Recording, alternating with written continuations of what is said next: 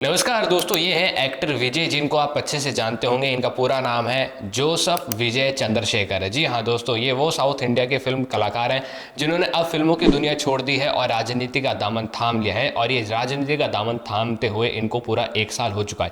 अब इसी 1 साल के पूरे होने के बाद ये एक प्रोग्राम रखते हैं तमिलनाडु के अंदर ही। इनकी पॉलिटिकल पार्टी का नाम है TVK, जिसका फुल फॉर्म है तमिलिगा वेत्री कजागम पार्टी। जी हाँ दोस्तों, अब इसका जो एक मंच सेटअप होता है तमिलनाडु के अंदर, और सरप्राइजिंगली ये चीज़ होती है कि उस मंच के ऊपर एक्टर विजय तो बैठे ही होते हैं, लेकिन साथ में उनके साथ आ जाते हैं PK।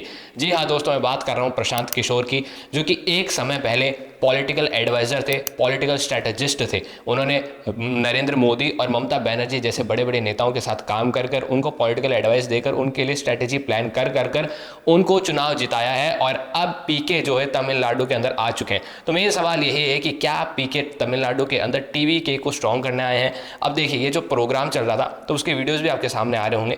अब ये जो प्रोग्राम था, इसके अंदर PK जो स्पीच देते हैं, और PK अपनी स्पीच के अंदर यही बात कहते हैं कि मैं जो हूँ यहाँ पर TVK को स्ट्रॉन्ग करने नहीं आया हूँ, ना ही मैं एक्टर विजय को सपोर्ट करने आया हूँ, क्योंकि इन दोनों को ही किसी सपोर्ट की जरूरत नहीं है। ये आराम से आने वाले जो मई 2026 के अंदर तमिलनाडु के अंदर विधानसभा के चुनाव होंगे, उनके अंदर जीत जाएंगे। तो आप पहले वो उनकी वीडियो सुनिए। After which I retired.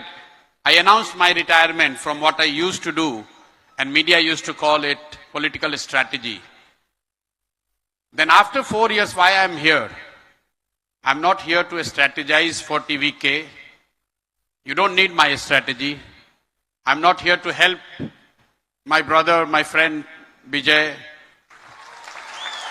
because he doesn't need that help. अब आपने उनका ये भाषण सुना, उसके बाद में ये एक और बयान देते हैं। उस बयान में ये कहते हैं कि तमिलनाडु के अंदर धोनी की काफ़ी पॉपुलैरिटी है, क्योंकि धोनी जो है CSK को रिप्रेजेंट करते हैं, CSK को जिताते हैं। तो क्या तमिलनाडु की जनता जो है मेरे को भी उतना प्यार देगी, या फिर क्या मेरी भी पॉपुलैरिटी धोनी के बराबर या धोनी से ज़्यादा हो जाएगी अगर मैं आने वाले चुनाव के अंदर TVK को हेल्प कर देता हूँ चुनाव जीतने के अंदर? तो दो बात कह चुके हैं। पहले तो ये कहते हैं कि TVK को मेरी जरूरत नहीं है, TVK आराम से चुनाव जीत जाएगी। और बाद में ये भी कहते हैं कि अगर मैं TVK की मदद करता हूँ तो क्या मेरी धोनी जैसी पॉपुलैरिटी तमिलनाडु के अंदर जैसे कि CSK को धोनी की है वैसे हो जाएगी या नहीं हो जाएगी? ये PK खुद कहते हैं, प्रशांत किशोर खुद कहते हैं। You see, there is so much of chatter in the name of MS Dhoni. He is the only Bihari who is more popular than me in Tamil Nadu. Dhoni is more popular in Tamil Nadu than Prashant Kishore, but make no mistake, next year when I contribute and I help you win, then I will be taking over Dhoni in popularity. Do you? अब अगर प्रशांत किशोर तमिलनाडु के अंदर TVK की मदद करते हैं तो क्या TVK स्ट्रॉन्ग हो जाती है, नहीं हो जाती? देखिए, सोर्सेज की माने तो पता चला है कि PK की एक कंपनी है IPAC, जो कि अलग अलग पॉलिटिकल पार्टीज को मैनेज करती है चुनाव के दौरान, और पॉलिटिकल जो नेता हैं उनको मैनेज करती है। IPAC जो है अब बताया जा रहा है तमिलनाडु के अंदर अब एक्टिव हो चुकी है। अब अगर अपन IPAC का साउथ का दौरा देखें तो देखने को मिलता है कि IPAC जो है आंध्र प्रदेश के अंदर भी एक्टिव हुई थी, जहां पर IPAC ने जगन मोहन रेड्डी की पार्टी को सपोर्ट किया था। लेकिन जब चुनाव हुए, तब लोकसभा का चुनाव हो चाहे विधानसभा का चुनाव हो, जगन मोहन रेड्डी की पार्टी को जो है IPAC के सपोर्ट के बाद में भी हार का सामना करना पड़ा था। तो अब ये भी सवाल उठ रहे हैं कि क्या IPAC जो है तमिलनाडु के अंदर फ्लॉप हो जाएगी, क्या वो TVK को सपोर्ट कर पाएगी या नहीं कर पाएगी?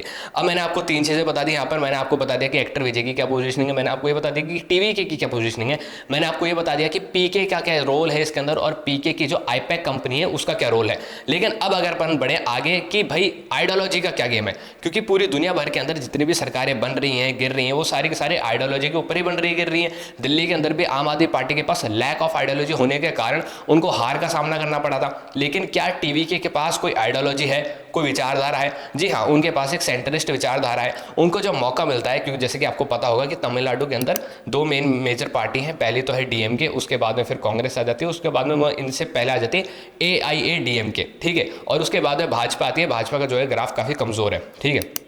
लेकिन अब जब TVK चुनाव लड़ती है, यानी कि जो एक्टर विजय की मैं बात कर रहा हूँ, वो आते हैं इस बीच में, तो जब भी उनको मौका मिलता है तब वो DMK को भी क्रिटिसाइज़ करते हैं और वो BJP को भी क्रिटिसाइज़ करते हैं। मेन यहाँ पे चलते हैं, और आजू बाजू हर उस पॉलिटिकल पार्टी को क्रिटिसाइज़ करते हैं।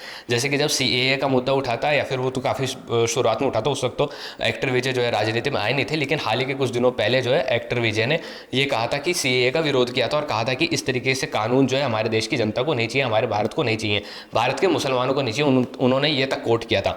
इसके बाद में जब वो हिंदी और इंग्लिश के भी हाल ही में जो माफ़ कीजिएगा हिंदी और तमिल की जब हाल ही में डिबेट चली थी जिसके अंदर डीएमके वर्सेस बीजेपी चल रहा था, get out Modi versus get out Stalin trend कर रहा था, तब भी उन्होंने दोनों ही पॉलिटिकल पार्टीज को क्रिटिसाइज करते हुए ये कहा था कि दोनों की दोनों पॉलिटिकल पार्टीज जो है किंडरगार्टन पॉलिटिक्स कर रही हैं, दोनों के दोनों ऐसे लड़ रहे हैं जैसे एलकेजी यूकेजी के बच्चे लड़ रहे हो, इस तरीके से उन्होंने कहा। तो आप देख सकते हैं कि टीवी के और जो एक्टर विजय हैं वो एक सेंट्रिस्ट विचारधारा अपनाने की सोच रहे हैं, और क्या ये कामयाब होंगे या नहीं होंगे, मेन सवाल यही है। इस बीच AIADMK जो है उसका भी कैस लगा जा रहा है कि क्या वो किसी के साथ गठबंधन करेगी या नहीं करेगी, क्योंकि बीजेपी के साथ पहले उनका गठबंधन था, फिर बीजेपी ने उनसे गठबंधन अलग कर लिया और AIADMK ने भी सपोर्ट किया था और उस चीज़ को बहुत अच्छे से स्वीकारा था कि अच्छा हुआ बीजेपी हमसे अलग हो गई।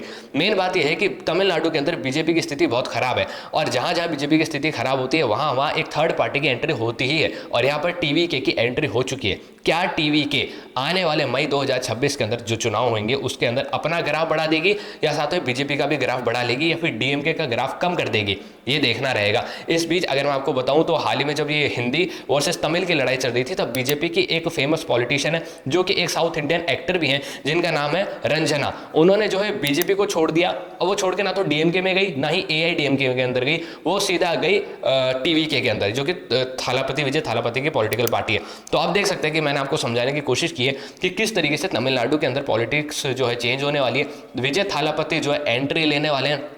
और हाल ही के कुछ वीडियोस के अंदर भी ये देखने को मिला था कि जब उन्होंने अपनी पहली पॉलिटिकल रैली की थी उसकी भी वीडियो के अंदर ये देखने को मिला था कि जनता का काफ़ी सपोर्ट उनको देखने को मिल रहा है। और साउथ इंडिया के अंदर यही है, साउथ इंडिया के अंदर यही देखने को मिलता है कि जो पॉलिटिक्स है और उसके अंदर अगर कोई नेता आ जाता है या फिर उसके अंदर कोई बड़ा एक्टर आ जाता है तो जो एक्टर है गेम चेंजिंग साबित होता है। एक्टर को जो है साउथ इंडिया के अंदर भगवान माना जाता है, और थालापति की कई मूवीज़ के अंदर भी इस तरीके से दिखाया जाता है कि थालापति इंसाफ करेंगे, न्याय करेंगे, इस तरीके से उनकी इमेज है। तो जनता के अंदर भी वो सब चीज़ है। इसके हिसाब से अगर अपन जातीय समीकरण देखें तो साउथ इंडिया के अंदर ज़्यादा जातीय समीकरण चलता नहीं है, लेकिन फिर भी इसको देखें क्योंकि वहाँ पर क्रिश्चियंस हैं, हिंदूज हैं, इस तरीके से देखें तो मैं आपको जानकारी के लिए बता दूं कि जो विजय थालापति हैं उनके पिताजी जो है वो क्रिश्चियन है और उनकी माता जी है वो हिंदू हैं। तो आप देख सकते हैं कि वो तो क्रिश्चियन और हिंदू के थोड़े से मिक्सचर हो गए, और आगे चल के ये देखना रहेगा कि जो मई 2026 में चुनाव होते हैं वो कैसा परफॉर्म करते हैं, और इस बीच क्या अपडेट आता है वो हम आपके लिए लेकर आते रहेंगे।